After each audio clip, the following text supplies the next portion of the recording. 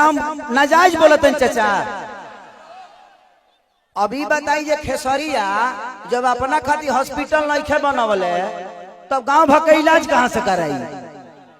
तो जब ये हमारे नेता अपना इलाज कराने के लिए एम्स में जाते हैं, हमारे नेता अपना इलाज कराने के लिए बॉम्बे जाते हैं, विदेश जाते हैं, तो ये बताइए जब ये अपने इलाज के लिए अस्पताल नहीं खुलवाए तो हमारे इलाज के लिए कहां से खुलवा पाएंगे।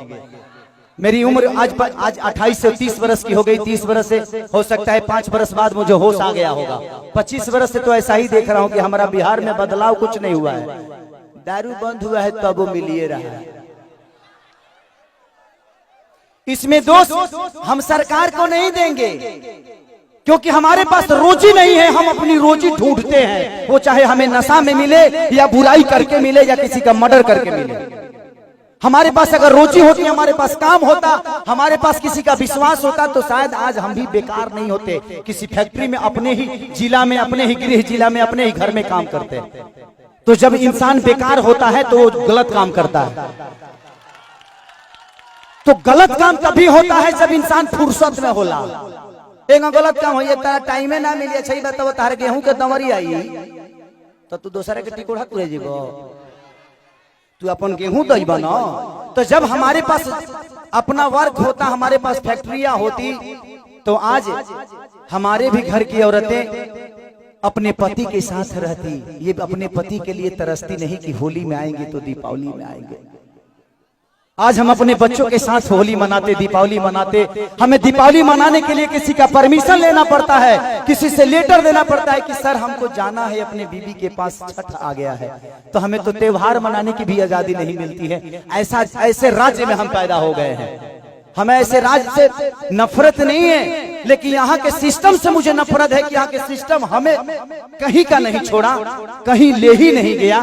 इनका एक ही काम है कि जब बाढ़ आई ना, इलेक्शन के बाद हमें इलो रोज मिली।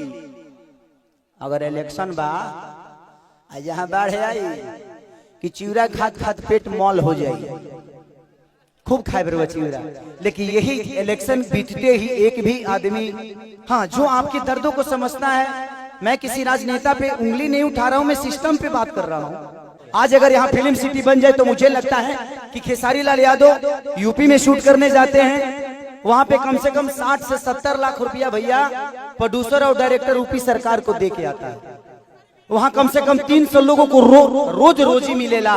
रोज कलाकार रोजी पैदा होले, रोज कलाकार काम करेले। लेकिन बिहार सरकार के कोनो चिंता नहीं है। ये बताई खेसरिया चाहे जितना भी संपत्ति बनौले बा बॉम्बे में बनौले बा, अगर वह चीज बिहार में रही तो खेसरिया का सारा संपत्ति बिहार में रही ना, हम अपना परिवार के, अपना भाई लोगों के साथ रहते तो हमके भी तकलीफ होला। हमके भी अच्छा ना लगे कि हम दूसरा शहर में जाके, दूसरा राज्य में जाके दुगो रोटी कमाता नहीं।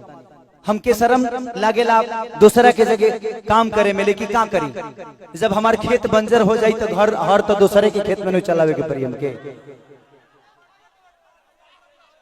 और हमारा खेत बंजर, हम किसान हो के भी इस खेत को आबाद नहीं कर पा रहे हैं, तो गलती हमारी है। गलती हमारी ये है कि हम जब इलेक्शन आता है तो खाली 2 फ्रूटी पियला के बाद तो बटन दूसरा जगह चल जाता है। ये बताई खेसारी के बेटा बेटी खेसारी का लगे पैसा बा तो अमेरिका में पढ़ा दिए, लेकिन सबका लगे वो सक्षम तो नहीं खे ना जब अपना बेटा बेटी का अमेरिका में पढ़ाई। तो बिहार में कितना लोग खेसारी बजी, एक गो ना, एक गो खेसरिया बा। ये बताइए आज भी हमारे बिहार के नेता हैं, यूपी के नेता हैं, सबके अपने बच्चे, कोई अमेरिका में पढ़ता है, कोई लंदन में पढ़ता है, कोई मॉरिशस में पढ़ता है। किसी किसान का बेटा कहाँ पढ़ने जाता है क्योंकि उसकी क्षमता नहीं है। क्योंकि इन लोगों ने अगर यहीं पे स्कूल दिया होता तो इनके भी बच्चे यहीं पे शिक्षित हो जाते। लेकिन इन्होंने जब अपने बच्चे का भविष्य तय नहीं किया तो हमारे बच्चों का भविष्य तय कहाँ से कर पाएंगे। अब यह बताइए कि यूट्यूब पर डाल दी तो लोग कहिए खेसरिया राजनेता हो गए। अब हम अपन दुखों ना कह सकिले।